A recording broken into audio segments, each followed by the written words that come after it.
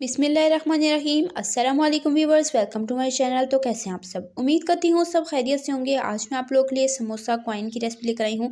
बहुत ही टेस्टी, ये super crispy और 5 मिनटों में बन जाने वाले स्नैक्स हैं और बनाना निहायत ही आसान है। आपने क्या करना है, रेसिपी को बिना स्किप किए एंड तक देखना है। चैनल पर नए हैं, चैनल को सब्सक्राइब कर लें। ये समोसा कॉइन्स आप मिनटों में टी टाइम पर बनाकर इंजॉय कर सकते हैं। अचानक कोई मेहमान आ जाए टी टाइम पर तो आप उनको भी ये बनाकर दे सकते हैं। बच्चों बड़ों सभी की पसंदीदा रेसिपी है। आपने रेसिपी को बिना स्किप किए एंड तक देखना है। बिना देर किए अपनी आज की रेसिपी स्टार्ट करते हैं।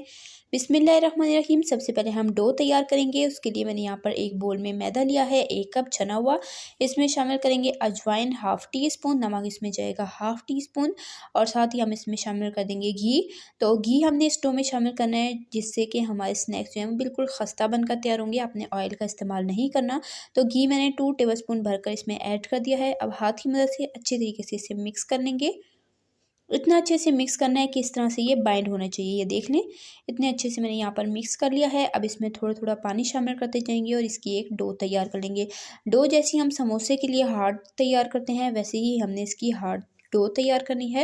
डो बहुत ज़्यादा सॉफ्ट नहीं होनी चाहिए, अदरवाइज़ आपकी रेसिपी ख़राब भी हो सकती है और आपसे रेसिपी हैंडल नहीं होगी। इसलिए आपने डो थोड़ी सी हार्ड रखनी है। तो यहाँ पर देख लें जी, मैंने डो तैयार कर लिया है और यहाँ पर आप देख सकते हैं इतनी ये हार्ड होनी चाहिए। अब इसे 5 से 10 मिनट का रेस्ट दे देते हैं। तब तक यहाँ पर आलू की स्टफिंग तैयार कर लेते हैं। उसके लिए यहाँ पर मैंने 3 दरमियाने साइज़ के आलू लिए, उन्हें अच्छे से बॉयल करके मैंने छील कर मैश कर लिया है। अब इसमें स्पाइसेस शामिल करेंगे। पीसी लाल मिर्च इसमें जाएगी हाफ़ टी स्पून, कूटी हुई लाल मिर्च हाफ़ टी स्पून और नमक इसमें जाएगा हाफ़ टी स्पून से थोड़ा सा कम। नमक मिर्च अपने टेस्ट के अकॉर्डिंग कम या ज़्यादा कर सकते हैं। भुना कूटा जीरा half tea spoon, chaat masala half tea spoon, पिसी हल्दी 1/4 टी स्पून, पिसा धनिया हाफ़ टी स्पून और बारीक कटा हुआ हरा धनिया इसमें जाएगा हस्ब ज़रूरत। नमक और मिर्च अपने टेस्ट के अकॉर्डिंग कम या ज़्यादा कर सकते हैं। मैं थोड़ा सा चटपटा बना रही हूँ। अगर आप बच्चों के लिए बनाना चाहते हैं तो आप मिर्चों को थोड़ा सा कम भी रख सकते हैं। अब इसे चम्मच की मदद से, फोक की मदद से अच्छे से मिक्स कर लेंगे। आप चाहें तो हाथ की मदद से मिक्स कर सकते हैं। और यहाँ पर जी हमारी आलू की चटपटी सी फिलिंग बनकर तैयार हो चुकी है। इसे साइड पे कर देते हैं। डो का भी 5 से 7 मिनट का रेस्ट कंप्लीट हो चुका है। डो को एक बार अच्छे से नीट कर लेंगे इस तरीके से और अब इसे 2 बराबर हिस्सों में हम डिवाइड कर लेंगे और उसके बाद इसका पेड़ा बनाकर हम इसे बेल लेंगे। इसी दौरान अगर आपको रेसिपी ज़रा सी पसंद आ रही है, वीडियो को लाइक करें, शेयर करें अपने फ्रेंड एंड फैमिली मेम्बर्स के साथ। चैनल पे नए हैं, चैनल को सब्सक्राइब कर लिया करें। इससे हमारी हौसला अफजाई होती है, हमें पता चलता है कि हम कैसा काम करें। तो चैनल को सब्सक्राइब ज़रूर किया करें और प्यारा सा कीमती सा कमेंट करके मुझे ज़रूर बताया करें कि आपको मेरी रेसिपी कैसी लगती है और आप मेरे चैनल पर किस तरह की रेसिपीज़ देखना चाहते हैं। यहाँ पर मैंने रोटी को अच्छे से बेल लिया है। रोटी को बेलने के बाद मैं ऑयल ब्रश की मदद से इसके ऊपर अच्छे से लगा लूँगी। तो पूरी रोटी पर अच्छे तरीके से यहाँ पर मैंने ऑयल लगा लिया है। अब खुश्क मैदा या आटा भी आप ले सकते हैं। अच्छे से स्प्रिंकल कर लेंगे पूरी रोटी के ऊपर। अब हम रोटी को इस तरह से फ़ोल्ड करेंगे, 2 साइडें इसकी फ़ोल्ड करके अच्छे से प्रेस करेंगे और दोबारा ब्रश की मदद से ऑयल लगा लेंगे अच्छे से और मैदा स्प्रिंकल कर लेंगे और बाकी की दोनों साइडें भी हम फ़ोल्ड करके इसे चौकोर शेप में ले आएंगे। दोबारा से थोड़ा थोड़ा मैदा डस्ट करते हुए रोटी को अच्छे तरीके से बेल लेंगे। रोटी को बिल्कुल पतला बेलेंगे, जितना पतला हो सके उतना पतला हमने इस रोटी को बेलना है ताकि हमारे स्नैक्स बिल्कुल खस्ता और परफेक्ट बनकर तैयार हों। रोटी को मैंने अच्छे से बेल लिया है। अब जो हमने आलू की चटपटी स्टफिंग बनाकर रखी थी, वो स्टफिंग हम रोटी की एक साइड पर इस तरह से लंबाई में लगा लेंगे और जी ब्रश पर दोबारा से ऑयल लगा के अच्छे से पूरी रोटी के ऊपर हम फैला देंगे और ये जो एंड वाली साइड है इसको हमने छोड़ देना है, यहाँ पर हमने ऑयल नहीं लगाना। तो उसके बाद हमने इस तरीके से इसे टाइटली रोल कर लेना है ताकि ये खुले नहीं। बिल्कुल अच्छे से टाइटली से रोल करेंगे और एंड जो हमने छोड़ी थी जहाँ पर हमने ऑयल नहीं लगाया था, यहाँ पर हम नॉर्मल सादा पानी लगाएंगे और जी इसे अच्छे तरीके से प्रेस कर लेंगे। इसकी एंड वाली साइड को अच्छे से प्रेस करके बंद कर देंगे ताकि ये फ्राई होते हुए बिल्कुल भी ना खुलें। अच्छे से लॉक करने के बाद अब हम इसकी कटिंग करेंगे।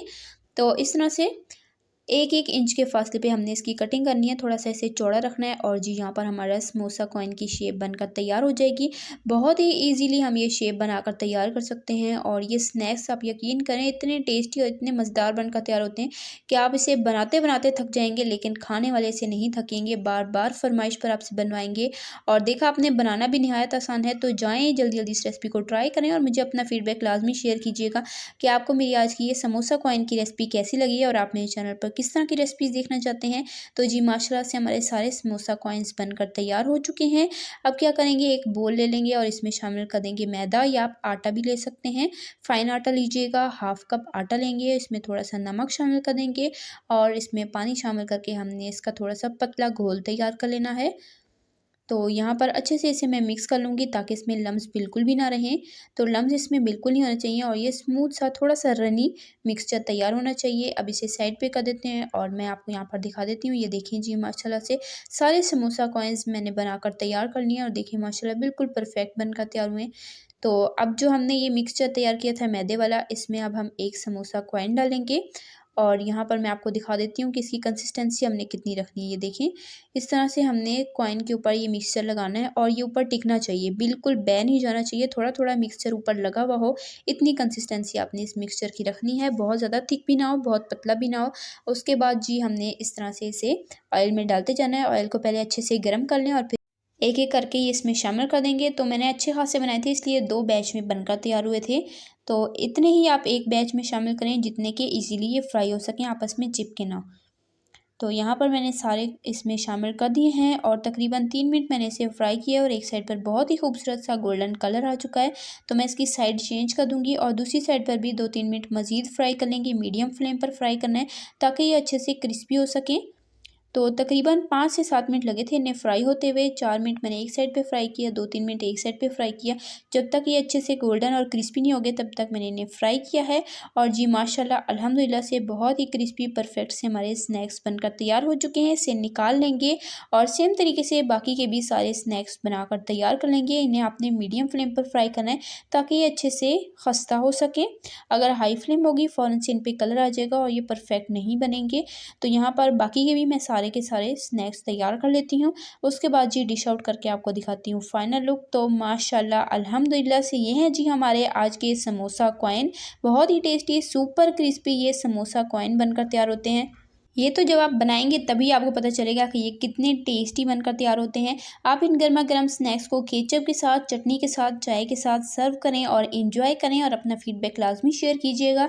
इसी तरह की टेस्टी यम्मी रेसिपीज़ के लिए, सिंपल ईजी रेसिपीज़ के लिए, चाइनीज़ रेसिपीज़ के लिए, बेकिंग रेसिपीज़ के लिए, डेजर्ट रेसिपीज़ के लिए, रमज़ान स्पेशल रेसिपीज़ के लिए, बकरा ईद स्पेशल रेसिपीज़ के लिए, सिंपल ईजी रेसिपीज़ के लिए, हेल्दी रेसिपीज़ के लिए, स्नैक्स रेसिपीज़ के लिए मेरे चैनल को सब्सक्राइब करें।